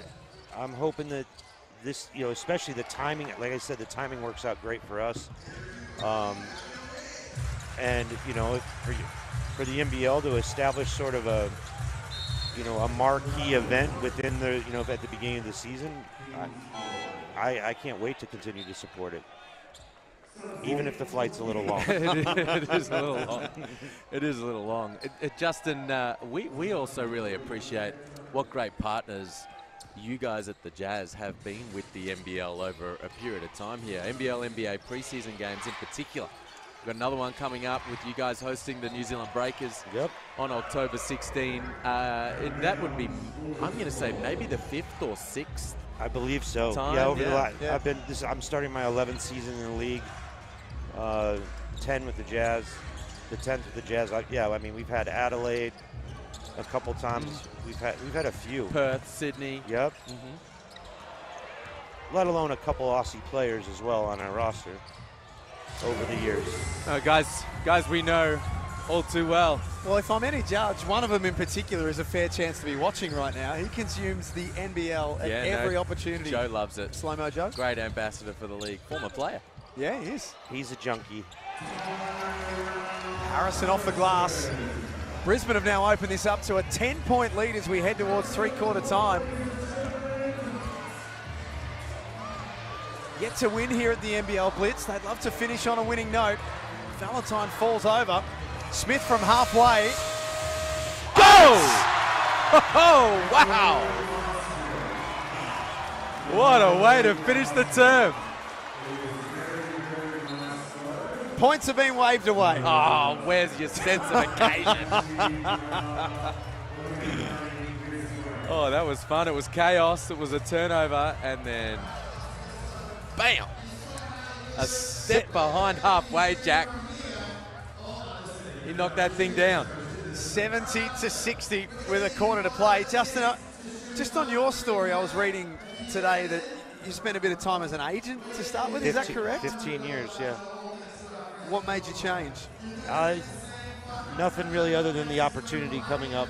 I enjoyed my time representing players, still have relationships to this day with them. The only thing now is that all my former players are really old, like me, the longer I've spent on this side. But being able to see both sides, I'm very empathetic to players and their ability to try and build a life for them, their families, generations to come, and empathetic to the agents and the jobs that they have to do, since I did it for a long time. And then on this side, helping those relationships to help build the Utah Jazz into a perennial championship contending team, and that's our task now. We have great ownership and leadership with Ryan Smith, and if anyone's ever come to Utah and Salt Lake City to see a Jazz game, I think we've had 251 straight sellouts at home. We play hard, we're competitive, it's a great product, and we do a fairly good job at developing players as well. So we're looking forward to the season starting and having our guys get together. We had a lot of fun last season, and I'm looking to do more of the same next year. Justin, thanks so much for being with us. We really appreciate it. We hope you've enjoyed the week. It sounds like you and all of our NBA friends have, so we'd love to have you back here next year. It's been a blast. Looking forward to it. Thanks, Jack. Thank you very much. You, Liam. Thanks, Justin. All right. Justin Zanuck, the general manager of the Utah Jazz, joining us in commentary. A quarter remaining. The Brisbane Bullets lead 70-60. They've been unrelenting, Brisbane. Sam McDaniel in particular, a spark in that third quarter, Liam. He's now the game's leading scorer with 18. He's been sensational. We know what he gets done at the defensive end. McDaniel, as Shannon Scott lines one up. 13 now, the Bullets lead. But yeah, he was a huge spark in that third quarter with his dad in the building enjoying every possession. Denzel Valentine responds at the other end. He has 12 points and is the Kings' leading scorer.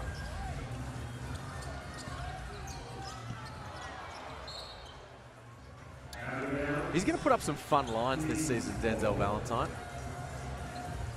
If you had to ask me, who might be a candidate to put up a triple-double this season, I'd throw Denzel Valentine's name into the mix. Very efficient, isn't he? Yeah, he is, but he gets on the glass.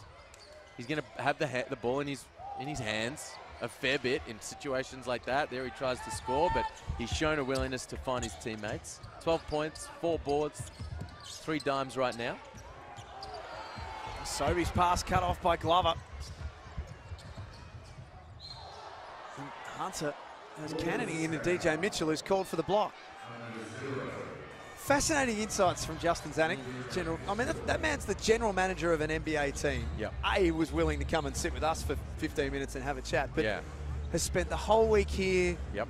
All that stuff was unprompted that we were talking about the league, and there's no reason or vested interest for him to have to overly sell the week. Sure. But yet he did, and they all have across the week. Yeah, no, I mean it's really cool. As we said earlier, plenty of scouts, but also plenty of GMs and assistant GMs, real key decision makers from NBA teams have been here this week watching all the high-level talent on display. So we really, really appreciate them coming out. And from all reports, they've had a great time. Really have enjoyed the hospitality, getting to know the people of the Gold Coast. A lot of them stay at the JW Marriott, have been having a good time over there, going for walks along the beach and the like. So it's been a big tick from their perspective for sure, not to mention the high-level play on the floor. 2 off the glass for Nathan Sobey. He's up to 15. Last hit out for both teams, and you can just sense that, particularly at the start of this fourth quarter, the intensity's gone up another level again. As we head towards round 1, Sydney will travel down the freeway to Illawarra on Saturday night of the opening round. The Brisbane Bullets will play host to the Adelaide 36ers. That'll do. Shooter's bounce there for Chris Smith. He's just got a beautiful stroke as Jalen Adams answers down the other end.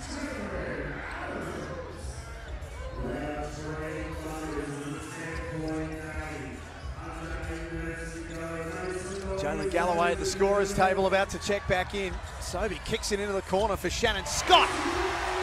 Timeout, Sydney. Bullets getting good looks pretty much every time down the floor. They're getting switches and mismatches that they can take advantage of. Sometimes they don't even need to because they're getting past their defender. Kick out threes, guys with open looks, and they've been knocking it down. 13 made threes, Jack, at nearly 60% from the Bullets, and a lot of them off assists, off kick-outs, and the Sydney defense breaking down. And just watching the body language of Coach Mahmoud Abdel Fattah, a pretty placid and pretty mild-mannered kind of guy. He's not happy with what he's seeing from his team right now. Yeah, he's a real positive guy, Abdel Fattah. Real positive. Anyone that meets him would get that sense really strongly. It's also pre-season, and he's with a new group, so it doesn't surprise me to see that kind of demeanor. It's going to be interesting to see if that changes at all once we hit the regular season. Yeah. Like everyone's a nice guy until the... Chase Buford started off as a mild-mannered guy too. And then they lost those games and things started firing up. So you got to do what you got to do. I'm sure that he'll go to those places when required, but right now it's about putting the foundations in place to who they're going to be and what they're going to do over the course of the season. Brisbane are the story here. 81-68. They played in patches. We spoke about it off the top tonight. In the opening game, they lost to Melbourne. They put 30 points on in the first quarter and then lost every quarter after that. against Illawarra on Wednesday. They led 25-16 at quarter time and then lost every quarter after that as well. This has been a more complete performance from them tonight. For sure. Now, let's see how they close it out. Built themselves up this double-figure lead, held onto it, extended it a little. They've jumped into a little zone in the timeout there just to funk things up. And they get a stop and a chance to extend the lead. 7 minutes left in this one. Last game of the NBL 24 Blitz. Sobey denied by Tui.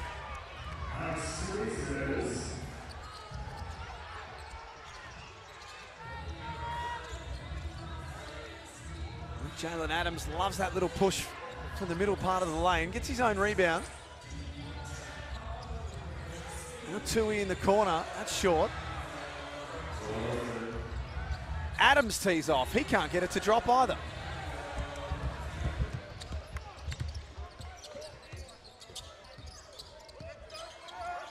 Sobey's got 15. Mitchell underneath has played a really good role in this game. Really good execution from the Bullets. Beautiful pass over the top, and Mitchell held his position nicely. There's Sobey, just waits it perfectly. And one finish at the ring. You're right, he's got double figures. Mitchell, 12, a chance to make it 13. And the Bullets, man, they're just going away with this. Average 9.5 points a game. Shooting clip was impressive. 46, 44, 88 for the season. They are really high-level numbers. Do you think he'd be better for a year in the NBL now that he's in his second season? Yeah, there's no doubt about that. As Tui knocks that one down. Good bounce back after the radar was a little off the previous possession, and the timeout called from Justin Schuler. So nice little moment there for the Kings. It's going to be interesting. You talk about DJ Mitchell.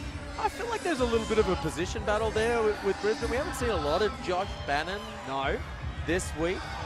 And there's been a lot of love for a guy like Lockie Olbrich and a guy like Taron Armstrong, like college returnees coming into the league, Flynn Cameron. Well, Josh Bannon, as a result, is flying a little under the radar. He's going to be a high-level player in this league. And so a good chance here for DJ Mitchell to play well while Bannon's not suited up, because you got to take every one of those types of opportunities. Those guys, how that all balances itself out over the course of the season, who starts, who closes, it's going to be interesting to watch. There's Justin Schuler, the new coach of the Brisbane Bullets. Spent the last 6 seasons at Melbourne United as an assistant coach there under Dean Vickerman. Won 2 titles, and if you don't know Justin's background, as Liam spoke about earlier in this game, has coached high-level junior basketball, national teams, state teams. Has a wonderful ability to connect and to educate. And those two qualities can apply to a player whether he's 14 or 32. Yeah, no, for sure. I think we are seeing in Justin Schuler a guy that is going to be a long-term head coach in this league. Yeah, I agree. And so we talk about the young guys that are just getting started as pros. Well, he's just getting started as what is going to be a long and successful NBL head coaching career. I think the other thing with this Brisbane team too, we spoke about Justin bringing Darryl McDonald from Melbourne United with him, as Harrison can't finish.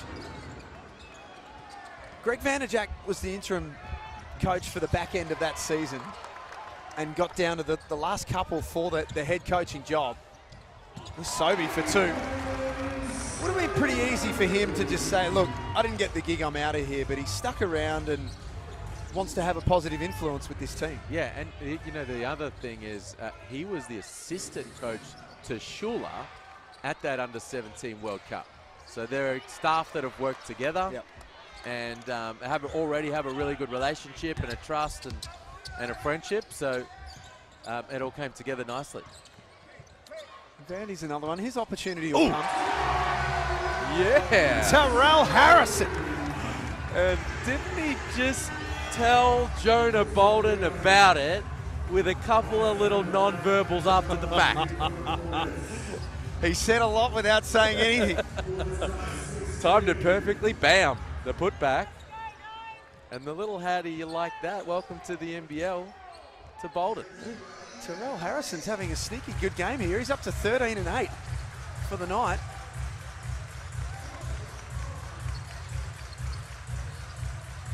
With 5 minutes remaining.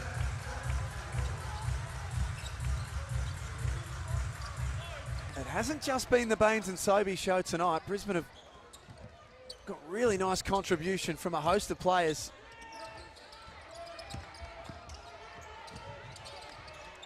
Norton involves Harrison, who plays above the rim again. Oh, a healthy Tyrell Harrison is fun to watch. He can really have an impact.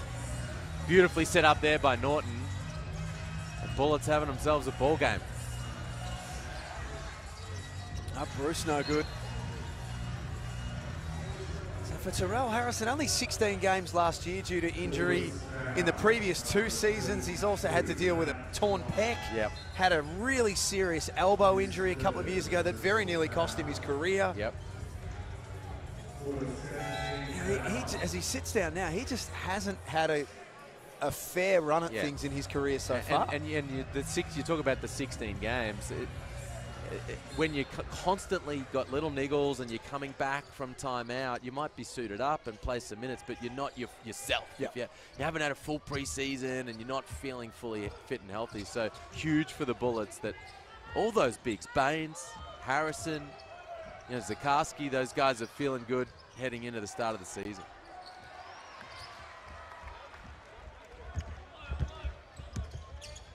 Isaac White, former jack jumper.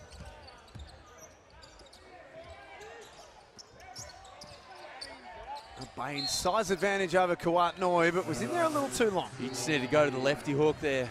Big banger. He had the position, he just couldn't quite get the handle, and then too long in the key.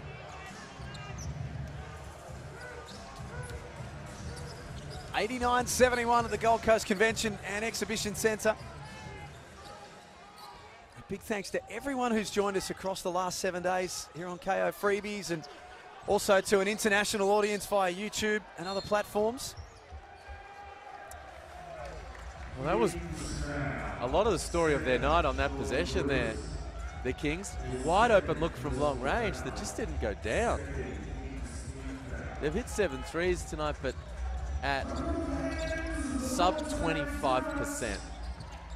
And that's not going to get it done. They want 3-point looks. They've had them. They've had a lot of good ones.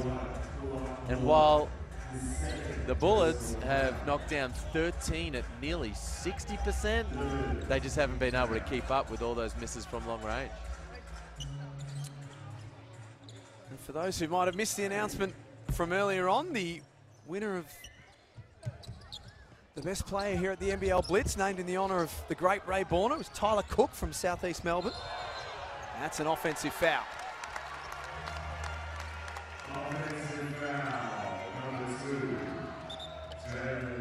And I must admit that Tyler Cook winning the best player of the Blitz was not on my bingo card at the start of the week. Yeah. Oh man, he's going to be a massive handful. I mean, I think he's going to dominate. Yeah, I think so too. He's going to dominate this start of the season for the Southeast Melbourne games. It'll be fun to see how it all comes together with Mitch Creek in that front court, and how Gorjok Gak is coming along with his ankle issue. But, man, their ability to move swiftly and bring in a guy of that caliber puts them in a good spot to have a strong start of the season. So just explain, Liam, for the fans at home, where that all sits with Southeast Melbourne. Alan Williams is out injured at the moment, so Tyler Cook is a nominated replacement player. So when Alan Williams is fit and available, they need to release Tyler Cook. Nice back cut, good find from Sean Bruce. Yeah, that's the state of play. I will say, when NBL teams manage to find a high-level player and bring him in, often find ways to keep that guy around. Yes. I mean, Yes. these CEOs and GMs know the rules and the salary cap and everything back to front. And, you know, everybody wants talented players who are high-character guys in their program. So it's going to be fun to see that situation play out over the next month or so. Are you saying there's a world where we could see Tyler Cook and Alan Williams together? I'm just saying I hope we see him stay in the league for a long time, not just a good time. I think if they can't find a way, another team probably will for Tyler Cook. Easy finish for Baines. Nice feed from Matty Johns. Sydney Kings call a timeout with 1:52 remaining. Brisbane have totally dominated this second half. They lead it now 96-73 in the last game here at the NBL Blitz. And since half-time, it's been 49 points to 33. It's been a dominant second half from Brisbane. And they've done it with their defense. Now, the three-point shooting has been nice. You know, as I said, 14 made threes at nearly 60%. That's very, very nice. But the fact is, you're keeping this high-powered Sydney team in the teens. 18 points in the second quarter. Yeah, they hit 20, but just 20 in the third. They've only got 13 here with a tick under 2 minutes to play here in the fourth. So it's been consistent, good defense, connected at the defensive end, and then unselfish play offensively. Everybody getting a piece of it at the offensive end, and McDaniel's leading the way with 17. Sobey's been good, with 21. Sobey's been good with 17. Tyrell Harrison has had a really good impact with 15, but it's been a really impressive, solid performance from the Bullets that has dismantled the Kings over the course of this second half. The spread has been very healthy for Brisbane.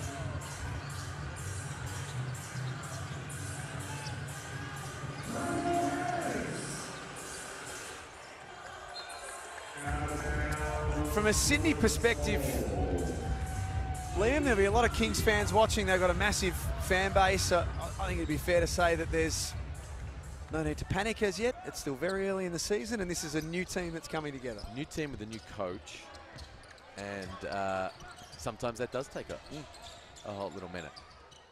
And also, you know, with some injury concerns, their lineup, they haven't been able to have that group together as Harrison continues to get work done.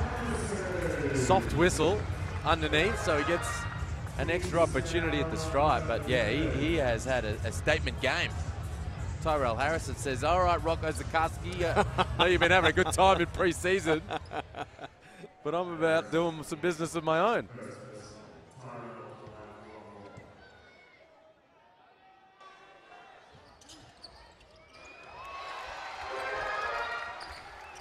Seeing a couple of Sydney's youngsters. Jasper Rentoy, who was elevated to a DP slot a couple of weeks ago.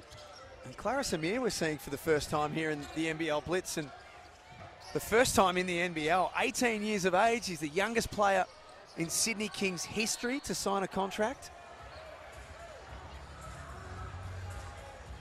Interesting bit of information and trivia about Clarence Amir, who is an exciting young prospect in his own right. Big future ahead, can really stroke it. Amir. He's the nephew of Eben Hyams. Really? Yeah, played for the Singapore Slingers. Yeah. Back in the day, still can get it out there and get it done just quietly. As Chris Smith strokes it. He's going to hit a whole bunch of threes this NBL season. But yeah, plenty of basketball in that family for Clarence Amir. Absolutely. Zach Katorna up top.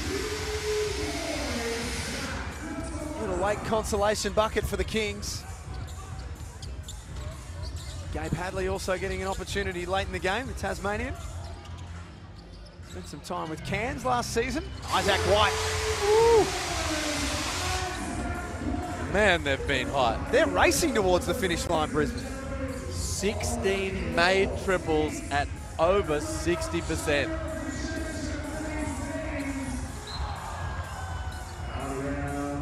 They have shot the heck out of the ball, and again, when you're playing high-level defense and you're moving the pill, and everybody's getting good looks, and everybody can just start to feel it. The pressure's off. You step into your shot, you knock it down, and it just starts to permeate its way throughout the group. And they've had a good time of it tonight, the Bullets.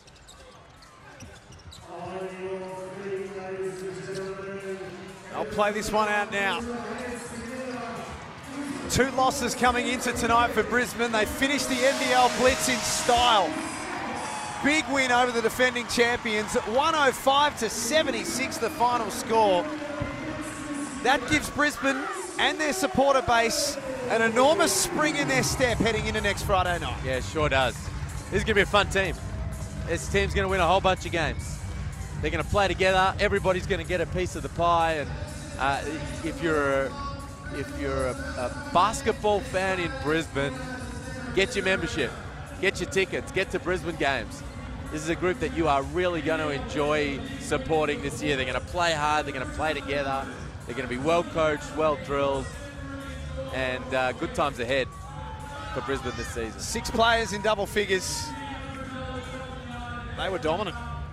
Yeah, they were.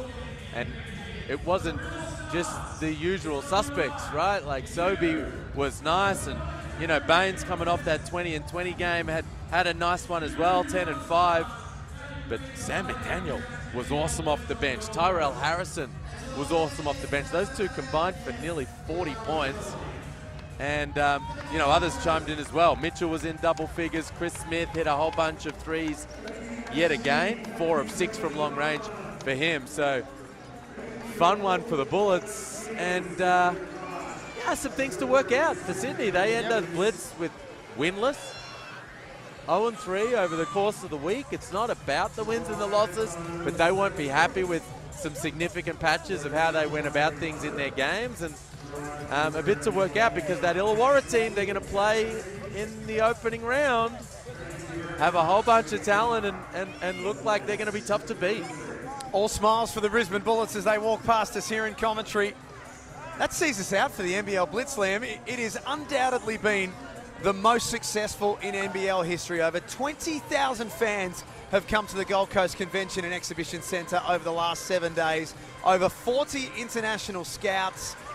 Connection with the local community here in Queensland and those who have travelled from interstate to be here. It's been enormous. It's been a great week.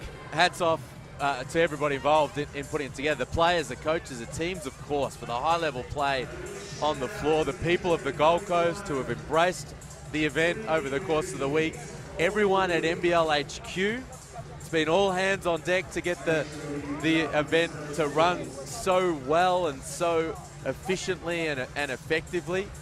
And to all the fans that have got around it. It's been a great week. It's been great basketball. It's been a great way to get ready for what is going to be a spectacular NBL season. And judging from the hype and the comments, every single fan is pumped for NBL 24, and so are we. Massive thanks to everyone here at the NBL for the hard work, the team behind the scenes. You wouldn't see it. It takes an army to put an event together like this. We don't have an army, so we just have a lot of people that work their ass off day in, day out to make this thing happen. And every one of them means so much, so big thanks to them. Big thanks to our production team here as well at the venue, to Hamish and all of his crew have been here every single day. They're the first ones in the place. They're the last one out, technically speaking. It's been a broadcast quality event, and we thank them enormously as well. We thank our entire commentary team, to you, Liam, to Pete Hooley, Joel Peterson, Lee Montagna, Felix von Hoff, Derek Rucker, Kelsey Brown and Alice Kunek, who have all been part of the last week as well. And a big thanks to all of our special guests, from past greats here in the NBL to scouts to club representatives. It's been a really, really fun and interesting week on that behalf as well. Yeah, it has. It's been really cool to hear. Oh, it's become a bit of an industry event, and we've had a whole bunch of them. You know, as you said, all the agents and the players and the scouts and all the different people that have come through and had a bit of a chat. And from judging from all the feedback, people have really enjoyed watching it.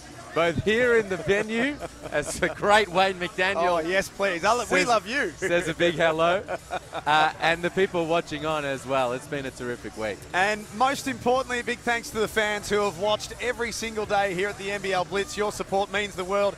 And now you can vote with your feet when it all starts next Thursday night, and vote with your remotes all season long. Congratulations to Tyler Cook, the Ray Borner Trophy winner for this year, and Melbourne United, who take away the Bruton Loggins Cup as being the winners of the NBL Blitz. That sees us out from the Gold Coast Convention and Exhibition Centre. A huge thanks to Gold Coast Tourism and Events for being our host this week as well. We would love to be back here next year, and we cannot wait for the season opener Thursday night, Melbourne taking on South East Melbourne to launch NBL 24.